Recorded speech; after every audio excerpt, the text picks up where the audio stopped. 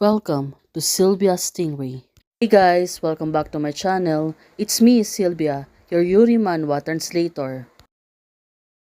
Hey guys, good morning. Let me present you the new chapter of I Was Forced to Love My Stepmother, a movie queen in a love show. Chapter 35, so here it is. Let's read the story. Right now, Rantau, she remember when she was young. A child without mother is like a grass. His mother died young, and Ran Mingcheng was busy with work. My friends are taking me to the amusement park. Well, she remembered everything before. A child's malice comes unexpectedly, but it was real. She's been teased so much by the young children, and she can do anything about it. Back then, she always got teased, and she always got cried. Ha ha ha, Rantau has no mother. It was so pitiful. The harder she cried, the prouder they are feel. Well, what a poor child she was. Sooner or later, when she become adulthood, she is crying less often. Well, definitely, she ignored every young voice that pursuing her. Turns out, her childhood was really not good. Rantau, she really suffered a lot. Now, I won't give them a chance to tease you. Well, Rantau, she was speaking to Suman. Suddenly, she got paused and noticed something. Suman suddenly put her hands on her face. Well, definitely, she's trying to calm her down. It was really upsetting and so on. Her only father was Ran Mincheng. Her mother's really died before when she was young. Now, her father's also sick. Well, Rantau, of course, she was really afraid on this. In front of me, you can cry if you want to or laugh if you want to. I will catch your emotions and I won't let anyone tease you. Oh, Suman, she was really sweet. She said things like this to her right now. But of course, Rantau, after hearing this, she got really shy again. I know, I'm sleepy and I want to sleep. Right now, she's trying to dodge. Also, she's trying to hide her own emotions. That's why she's making an alibi so Suman can leave her. Right now, suddenly, she grabs Suman's hands. Well, Suman, since Rantau is grabbing her hands, she looked at her and watching her. Look at Suman, she was really calm and collected. Also, she really got serious about Rantau. Rantau said to her, "Don't tell my dad." She was repeatedly warning her. Of course, Suman, she will never portray her like this. She will never said it to Ran Mincheng. Suman, she was really happy and told her, "Go to sleep." Now, she put Randall's hand and picks her everything. After a few minutes, Randall is already sleeping. Suman was there staring at her. Randall, she looks really calm. Also, Suman. Maybe Suman was really worried about her.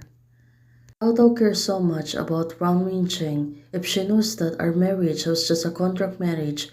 Would she feel cheated? And I'm Ron Mincheng's lover and Wanda accepted it. Now, looking at it, Suman, she seems to be sad. Su Sheng still seems to be in very low mood. Are you saying you hate her for me? Oh, this little girl won't stop asking questions. Right now, Suman, she come back to her senses. After thinking so much about Randau, of course, seems to be surprised that Randau was awake again. Was asking her, "Suman, I don't hate you anymore." Oh, this sweet girl, she know how to coax her also. Right now, did she really saying these things? Because Suman show her great things today. Well, looking at her, Suman, she seems to be happy, of course. The relationship is getting better, especially right now. But Randall has been vocal to her, and she was conveying her feelings, also her emotions. Well, maybe she really rushed Suman right now. No one can predict what will happen, but as long as I can still be with her, now, no matter what, it will be fine. Suman said to herself. Well, at least, the two of them are not teasing each other, also provoking each other. Their relationship is really getting better. Suman said, well, it was the next day. Randa was still in the hospital. She was still at confinement. Suman, don't do this. I can do it myself. So it was morning, maybe. Suman is giving her food. Now it seems that there's a visitor. Opening the door, oh, it turns out it was Randa's friend. Tao Tao, you're carrying little View, eh? It seems that Suman is giving her a meal. But, of course, Wewe, Chan Chan, why are you here? Here? I just bring food for you, Chan Chan said to her. And also, Wewe was there. Chan Chan, Sister Man Man, are you still here?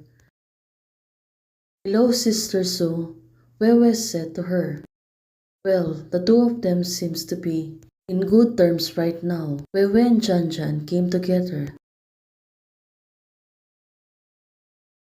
Someone said hello.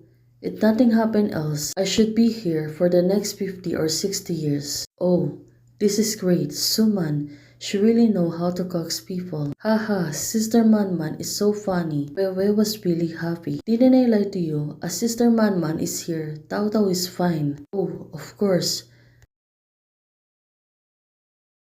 If I read it correctly, Suman is personally waiting for Wan Tao to eat. Did Little Swan, and he came at the right time.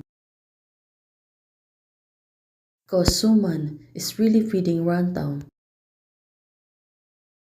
Right now, her things is really falling down. Chan Chan, she must really surprised by Suman. Suman is calling her, of course, she really feels rattled. Please help me and give Tao Tao company first. I'll ask Tao Tao when she can be discharged from the hospital. Oh, it turns out Suman's gonna leave them. Okay, no problem. Help me to accompany Tao Tao. There's absolutely nothing right about it. Well, Chan Chan, she must really curious about what's happening.